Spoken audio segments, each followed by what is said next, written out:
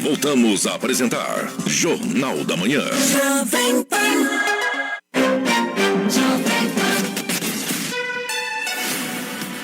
E o Jornal da Manhã está de volta, agora são 7h53. Repita. 7h53.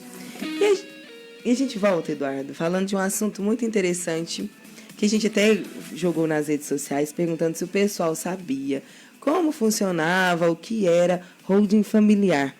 E muita gente não sabe, viu? O que é o termo, como funciona, quem pode usar. Eu não sei. Eu sei pouca coisa, vamos aprender agora. E já está aqui com a gente a advogada, a doutora Karina Prado, que vai falar para nós um pouquinho, esclarecer, viu, Eduardo, como funciona, quem pode fazer. Bom dia e seja bem-vinda, viu, Jovem Pan? Primeiramente, um bom dia à equipe da Jovem Pan, a Cila, ao Eduardo, ao Decinho, a todos que nos escutam, né? E o meu agradecimento pela oportunidade de estar aqui, que eu acho que levar conhecimento à sociedade é sempre algo que, né, nos enobrece. Eu gosto muito de sempre estar levando informação. Então, vamos lá, o que é a holding, né, familiar? Holding, igual algumas pessoas já ouviram, né, nos termos aí, questão empresariais, que a gente tem na Bolsa de Valores. Então, é uma empresa, é como se fosse uma empresa mesmo, né? Eu gosto até de fazer uma introdução, até a gente estava falando sobre escola, né? Na época, a gente estuda na história as capitanias hereditárias, né? Como que era nas capitanias hereditárias? Onde ficava o bem dessa família? O bem dessa família ficava na família. Tanto que a gente, estudando a história, a gente vê que a ideia era que se casasse até primos com os primos, para que não saísse da família aquele bem. Ao longo dos anos, né, com a independência do Brasil, a gente se tornou independente, e aí o bem foi para onde? O bem saiu da família. Hoje esse bem está no CPF da pessoa, não está mais naquela família, está no CPF daquele patrono familiar. E o CPF, ele perece, mas aquele patrimônio ele vai permanecer. Né? Então, por que a holding? A ideia da holding é que volte, né? Acho que a história a gente tem que aprender com os acertos, de resgatá-los e mantê-los, e com os erros, de evitá-los. Né? Então, a ideia é a gente resgatar aí da história esse acerto de se manter na família. Então, quando a gente mantém esse patrimônio na família, como é que a gente faz para voltar? A gente tem que tirar do CPF aquele bem, né? Então, a forma da gente fazer é colocar dentro de uma holding, que é como se fosse uma empresa familiar, né? Mas é uma empresa só de fazer gestão daqueles bens familiares. A gente tem a holding já no mundo empresarial, fazendo um paralelo, que é quando existe mais de uma empresa, né? Então, por exemplo, eu tenho uma empresa que produz, uma empresa que faz a distribuição de transportes. Então, para eu fazer uma melhor gestão disso, o que eu faço? Uma holding que vai controlar essas empresas, né? E a gente tem também uma figura da holding já hoje na Bolsa de Valores, né? Que é até legal para a gente fazer um paralelo com essa holding familiar. Por exemplo, eu quando tenho uma ação, né? Eu até estava comentando com o Eduardo um pouquinho antes de começar, na Bolsa de Valores, uma ação da Petrobras. Eu posso desligar, contratar alguém? Não. Eu posso aumentar o preço da gasolina? Também não. Estou sensibilizado. Nossa, né? O pessoal não está conseguindo andar, quero baixar. Posso? Não. Eu não tenho nem poder de voto.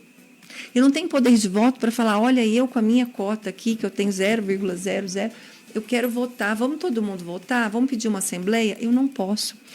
Então, por quê? Dentro da Bolsa de Valores, as empresas que estão lá, né? Acontece como? Os votos têm poderes, têm restrições. Não é porque eu tenho uma cota que eu tenho gestão.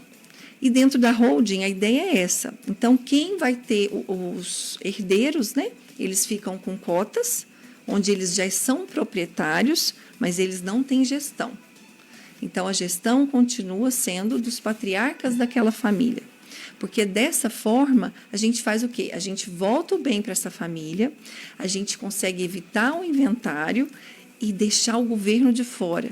Porque quando a gente não faz uma holding, a gente deixa para o processo de inventário normal, a gente ganha um sócio, né? Os bens que a gente constrói em vida, que a ideia é deixar para a nossa família, para esse legado familiar, os filhos, não tem como. O governo entra de sócio hoje com 8%, né? e tende a aumentar, depois eu até vou citar sobre isso, que é o cenário político e econômico que a gente está vivendo, mas ele entra de sócio. Tende a aumentar para 100%? Não, sei não. Mas até, né, já comentando sobre isso, o Haddad citou já em mais de uma entrevista, né, que a ideia é que se aumente esse imposto, né? Independente, né, da questão partidária, política aqui, não só, né, o partido que ganhou, que está no poder hoje, mas outros também citaram, e era uma tendência que já vinha, já existiam projetos já circulando em alguns estados sobre esse aumento. E o do Brasil é um dos menores do mundo. No Brasil, hoje, é 8% o imposto, que é o ITCMD, que é o Imposto sobre Causa-Mortes. E a gente tem países, por exemplo, como a Inglaterra, como os Estados Unidos, que chega a 40%. Né? Tanto que os Estados Unidos, a Inglaterra é o berço da holding no mundo, vamos dizer assim. Né? E lá é uma realidade muito maior, enquanto no Brasil é a minoria que conhece, faz. Os Estados Unidos, na Inglaterra, a maioria das pessoas, das famílias, tem uma holding familiar. E a gente chega a ter países como a França, que chega a 60%. Então, assim, imagina tudo que você construiu, né? Porque não é fácil, a gente leva uma vida para construir um patrimônio. Para, de repente, e você quer deixar para quem? Para seus filhos, claro, que tem seu sangue correndo lá dentro, é o que fica de você quando você vai. E, de repente, vem o governo e pega quase a metade ou mais da metade, no caso da França, né? Então, acaba sendo não é uma opção, né? Será que eu quero fazer? Não, é a única solução que tem. Então, e no Brasil, a gente sente que as pessoas não têm essa preocupação, essa educação patrimonial, né, que eu chamo. A gente vê um movimento já grande, né, da educação financeira. Não sei se vocês já assistiram Até que a Sorte Nos Separe, do Leandro Hassum. Sim, claro. É um filme divertidíssimo, né? É muito engraçado, gostoso, atinge a população como um todo. Aquele filme foi baseado num livro do Gustavo Cerbasi, que ele fez todo um movimento, ele é bem precursor nessa questão da educação financeira, que as pessoas não tinham. Elas simplesmente se preocupavam em ganhar cada vez mais. Mas não adianta você ganhar cada vez mais se você gasta cada vez mais. E, às vezes, você tende a gastar mais até, né, do que para viver naquele padrão, para entrar logo naquele meio. Tanto que a gente vê vários casos de pessoas que ganharam na Mega Sena, Big Brother, e, de repente, virou pó. Perdeu tudo. Perdeu tudo. Por quê? Porque não tinha uma educação financeira. Então, o Brasil já começou aí há alguns anos, há uns 10 anos, vamos colocar, a despertar para isso, as pessoas verem que o dinheiro tem valor também, né? Não só você paga juro quando pega emprestado, mas você ganha quando você empresta. Mas essa educação patrimonial, essa é quase que negativa no país, né? As pessoas se preocupam em construir, mas elas não se preocupam em preservar. E a gente precisa ter essa preocupação, e a holding é uma dessas soluções. Karina, você vai falar no próximo bloco, a gente vai para um rápido intervalo, como aderir esse holding, como fazer na prática você com seus familiares ali, enfim, com seus filhos, quem que você reúne, se é a parte burocrática, onde você procura, enfim, você traz tudo para a gente daqui a pouquinho. Agora eu quero falar da DVI Radiologia Odontologia. Seja digital com a DVI Radiologia oferece o melhor para dentistas e pacientes de Araxá e região, contando com o que há de mais moderno em diagnóstico por imagem na odontologia, radiografia panorâmica, tomografia computadorizada, escaneamento intraoral, impressão 3D e muito mais. Atendemos os convênios Sul América, Rede Odonto, Fieng e Brasil Dental. Seja digital com a DVI Araxá, Avenida Getúlio Vargas, número 675, no centro. Agende seu exame pelo WhatsApp 99982 8030. Agora em Araxá, 8h03. Repita. 8h03. Jornal da Manhã faz uma rápida parada e volta daqui a pouquinho. Você está ouvindo pela Jovem Pan Araxá. Jornal da Manhã. Jovem Pan. E aí, Aninha? Animada pra voltar às aulas? Não! Tô doida pra rever a turma, os professores e clarear as ideias. Eu também. Na volta às aulas, a CEMIG dá uma lição de modernidade. Mais de 2.000 escolas públicas estaduais de Minas Gerais receberam nova iluminação de LED. Assim fica muito mais fácil e confortável acompanhar as aulas e anotar a matéria.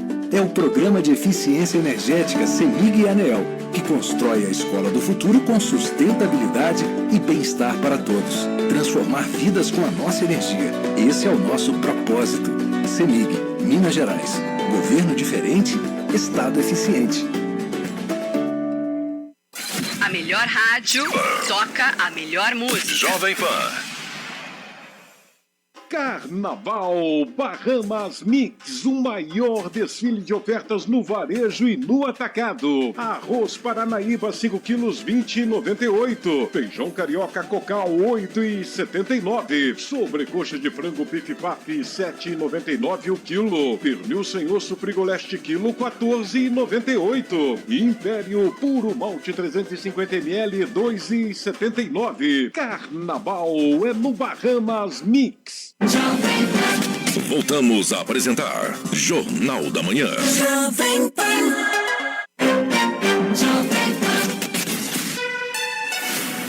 E o Jornal da Manhã está de volta, agora 8h04. Repita. 8h04, estamos conversando com a advogada, a doutora Karina Prado, falando do holding familiar. E eu perguntava, a minha pergunta no final do bloco passado foi em relação a como aderir, como buscar você e sua família para ter esse holding. Então, para se constituir uma holding, né, os patriarcas, eles procuram um advogado, né, especializado, e esse advogado vai fazer o quê? Vai fazer igual se faz um contrato, vai abrir um CNPJ, né, vai transferir aqueles bens que hoje estão na pessoa física para essa pessoa jurídica.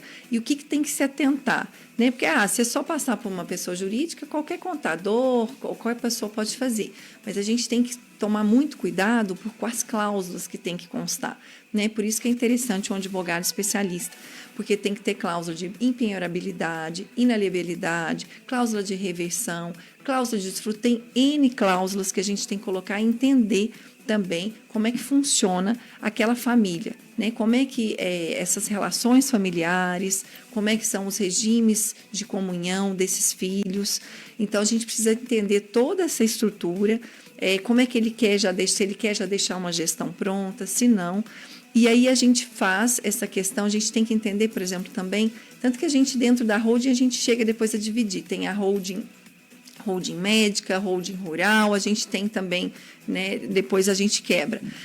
Se aqueles bens, por exemplo, se tem empresas produtivas, se não, se é só casas residenciais, se é só sítio, se tem coisas alugadas, financiadas, a gente não necessariamente pode pôr isso tudo junto, né, porque a holding, ela não só é uma solução, como eu falei, para evitar o inventário e voltar aquilo para a família e tirar o governo de sócio, mas ela também, em vida, ela é uma proteção. Por quê? A partir do momento que aquele bem não está mais no seu nome, ele está numa pessoa jurídica, se alguém te aciona na justiça, não vai alcançar aquele patrimônio, porque o patrimônio, por exemplo, não está mais no nome do Eduardo, está em nome da família do Eduardo. Então, é em vida também, né? É uma proteção, por exemplo, sobre ações que possam vir a ter após ser feita a holding, né? Sobre ações que já existiam, não, mas o que vier após é uma proteção em vida também. Então, eu falo que é uma solução, porque tem gente que fala, né? Mas eu não quero preocupar, já estou deixando bem, ainda tem que gastar com isso, mas não, em vida também vai ser uma proteção para você. Então, a gente faz essa questão jurídica, né? Essa questão contábil também, que passa a existir uma empresa, já faz essa definição, porque aí fala, mas vou dar quanto de cada bem? São cotas, porque é igual eu expliquei. Como sócio, doutora Karina? Por exemplo, assim, dividir, tenho ali 2 filhos, um exemplo, e quero fazer essa divisão. Aí eles ficam sendo sócios dessa empresa. Exatamente. Mas como ela disse, citou o exemplo da Petrobras, sem nenhum tipo de autonomia. Gestão. Nenhuma não tem gestão. Poder de voto, não tem gestão política, econômica nenhuma. Ele só tem a cota e ele já tem a propriedade. Né? Então, assim, a gente respeita, lógico, lembrando a legítima prevista no Código Civil, né? Então, você não pode, por exemplo, que a gente até estava comentando, né, o testamento do Chico Anísio, que simplesmente excluir um filho, não se faz isso, né? E na holding também não. A gente tem que respeitar a legítima, os herdeiros necessários, e aí dessa forma eles já são proprietários, por isso que a gente não tem o imposto, porque quando vem a falecer um dos patriarcas ou os dois, eles já são proprietários, então o governo não tem como taxar, porque ele já é propriedade daquela pessoa, né? Então funciona dessa forma. É bem interessante, né? E chegou pergunta aqui pra gente já. É a seguinte, perguntando, por exemplo, se funciona só para quando é comércio, né? Tem alguma empresa comercial, ou se para residências também pode fazer isso. A pessoa tem aqui, por exemplo, no caso, 3 residências, ela pode fazer também isso ou não? Aí já é outra história. Com certeza, com certeza. Inclusive, a holding familiar, né?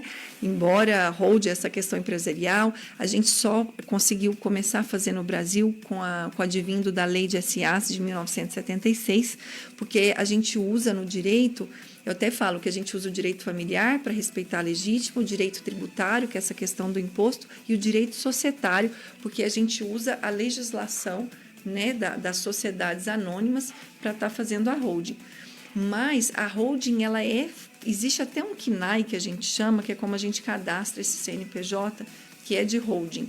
Ela é feita para administrar os bens familiares, independente se eles são residenciais, comerciais, empresariais, são bens familiares. Inclusive, Sila, até, por exemplo, se você tem um direito intelectual, um livro que você escreveu, uma tela que você pintou, um gado que vale bastante. Então, assim, não é só imóvel, né? A gente tem, ou qualquer bem, seja imóvel ou imóvel, a gente pode pôr dentro da holding. E, com certeza, no caso dela, é muito interessante, sim, transferir isso para a holding, tanto para evitar o inventário, quanto em vida também, né? Uma proteção.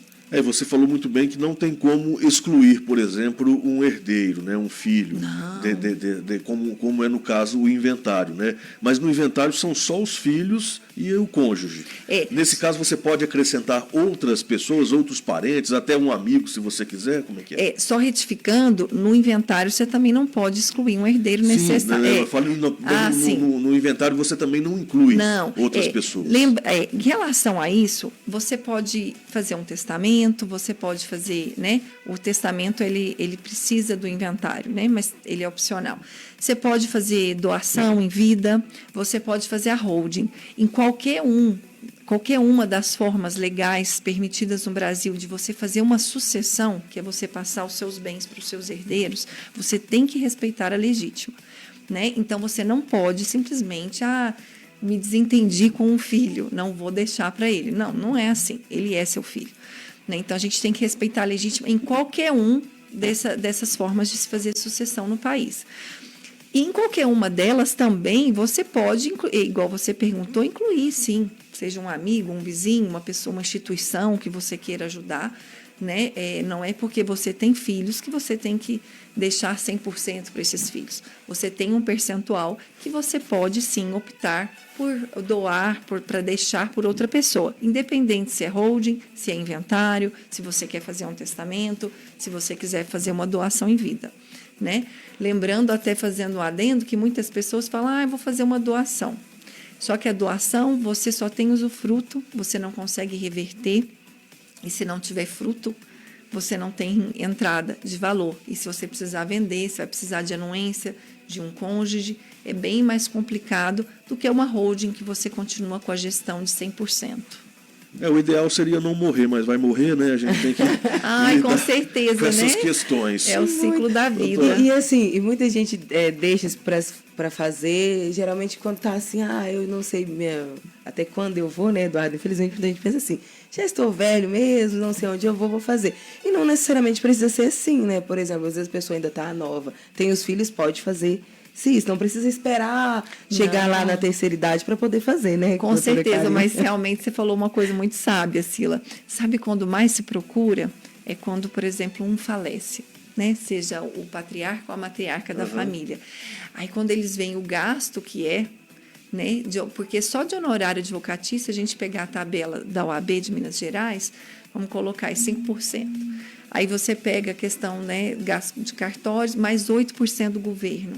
E a gente tem casos que você vê que ele perde o filho, o herdeiro, ele vai baixar de classe social. Por quê? Ele viveu a vida inteira naquela casa, tá? Então, ele mora num bairro bom, numa vizinhança boa, ele tem uma classe média, morre. Aí concorda que ficou já, se a gente for somar, chega a 20%, tá? Que vai se gastar com esse inventário, né? Somando todas as questões que tem que fazer. Mas, em muitos casos, ele não tem esse valor para pagar. Quando ele não tem valor para pagar, ele vai vender aquele imóvel para poder pagar, porque se ele não faz isso, ele pode, ao longo dos anos, tem multas, exato, até perder. O que acontece? Alguém vai pagar o que vale por um imóvel que não está no nome dele? Não vai, né? Não paga. A gente enxerga dentro do mercado imobiliário que tem um deságio aí de 20% quando você não está no seu nome, que é o contrato de gaveta. Porque vai ter que vender, a pessoa vai ter que acreditar, né, de pagar para depois aquilo vir para o nome dela. Então, é uns 20% que se perde. Só aí foram 40%. Então, com certeza, aquela pessoa baixou de classe social, né? É um assunto muito complexo, né? Que, nós temos que receber a doutora Karina aqui mais vezes. A gente está com o tempo esgotado. Você pode passar os seus contatos de rede social, para quem quiser saber mais sobre esse assunto, conhecer melhor? Claro, com certeza. Eu atendo aqui em Araxá, né, lá no Centro Comercial Zema, no térreo, meu escritório é a sala 48. E eu também sempre estou divulgando no Instagram informações sobre, para quem se interessar, né, de acompanhar, conhecer, iniciar essa educação patrimonial aí. É no @carinaprado.adv. Aí lá tem meu Linktree, que tem YouTube, LinkedIn, Facebook, o que quiser. Parabéns, muito obrigado. Muito obrigada a vocês pelo convite, pela oportunidade, foi um prazer estar aqui. Agora em Araxá, 8h15. Eduardo, antes de eu falar repito, eu ia falar o repito aqui. Então eu não vou repetir agora. Mas eu repito com gosto de café. Sabe aquele sabor de beleza. cafezinho antes da gente sair para o intervalo? Se você ainda não tomou o seu café e bitimirim. Gente, e é uma delícia. Eu experimentei, Eduardo, com canela. Encorpado. Realmente Ficou bom. fica muito gostoso.